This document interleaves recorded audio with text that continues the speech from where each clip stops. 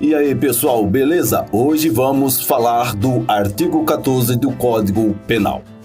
Artigo 14. Diz-se o crime. Crime consumado. Inciso 1º. Consumado quando nele se reúnem todos os elementos de sua definição legal. Tentativa. Inciso 2º. Tentado quando iniciada a execução não se consuma por circunstâncias alheias à vontade do agente. Pena da tentativa. Parágrafo único. Salvo disposição em contrário, pune-se a tentativa com a pena correspondente ao crime consumado, diminuída de 1 a 2/3. Ok? Agora vamos aos comentários. Para sabermos se um crime reúne todos os elementos previstos em uma definição legal, temos que verificar ou analisar o caminho percorrido pelo crime em questão. Na verdade, não é bem o caminho percorrido pelo crime, e sim os atos praticados pelo agente até a consumação daquele crime. E isso tem um nome. Isso é chamado de inter criminis, que, como falamos, é o caminho do crime. Esse inter criminis tem 4 etapas. São elas: a cogitação, a preparação, a execução e a consumação. Vejamos cada uma separadamente. Cogitação. A cogitação é o pensamento de se cometer ou não aquele crime e de que forma o crime deveria ser praticado. Preparação.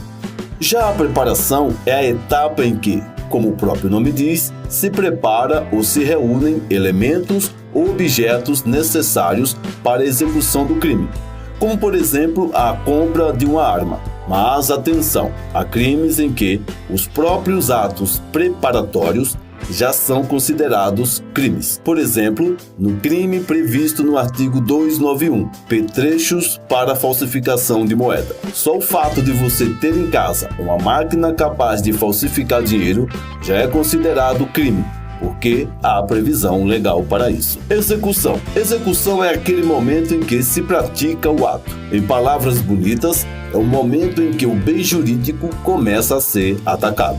Consumação é o momento em que o crime se concretizou.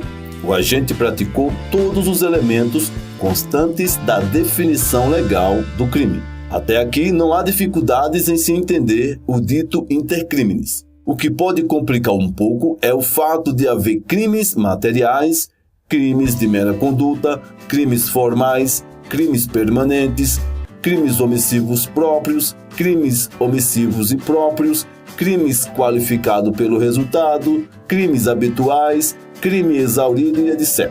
Sendo assim, será necessário analisar como se dá a consumação desses crimes. Consumação dos crimes materiais. A consumação dos crimes materiais vai ocorrer com a produção do resultado. Aquele resultado naturalístico que você aprendeu em vídeos anteriores.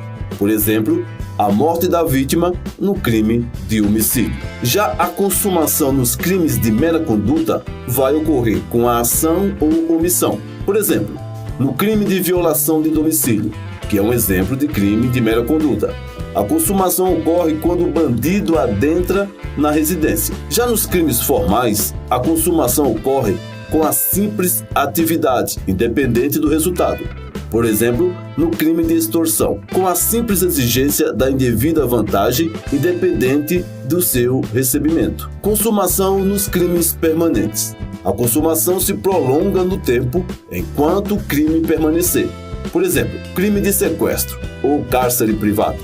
Enquanto a vítima for mantida em cativeiro, a consumação do crime se prolonga no tempo, podendo inclusive ser passível à prisão em flagrante. Consumação nos crimes omissivos próprios. A consumação ocorre no momento da omissão. Por exemplo, o crime de omissão de socorro consuma-se no momento em que o agente se abstém de prestar imediato socorro à vítima, certo? Consumação nos crimes omissivos impróprios se dá com a produção do resultado. Consumação nos crimes qualificados pelo resultado se dá a consumação com a produção do resultado agravador ou qualificador. Crimes habituais. A consumação ocorre com a repetição dos atos. Crime exaurido. A consumação ocorre com o exaurimento. Para quem não lembra, crime exaurido é aquele no qual o agente, depois de atingir o resultado, continua cometendo crime ou crimes. É o caso, por exemplo, do funcionário público que pratica o crime de corrupção passiva, mediante a solicitação de vantagem indevida, e vem efetivamente a recebê-la. Atenção, para quem não lembra, o crime de corrupção passiva é um crime formal. Sendo assim, não é necessário que se receba a vantagem indevida. O crime, nesse caso, se configura com a solicitação da vantagem. O recebimento efetivo de tal vantagem já ultrapassa a previsão legal do delito, ou seja, há um exaurimento do crime, ok? É isso aí, pessoal. Por hoje é só, para o vídeo não ficar longo. No próximo vídeo iremos ver tentativa. Até a próxima e se inscreva aí para não perder nada. Valeu, até a próxima, tchau!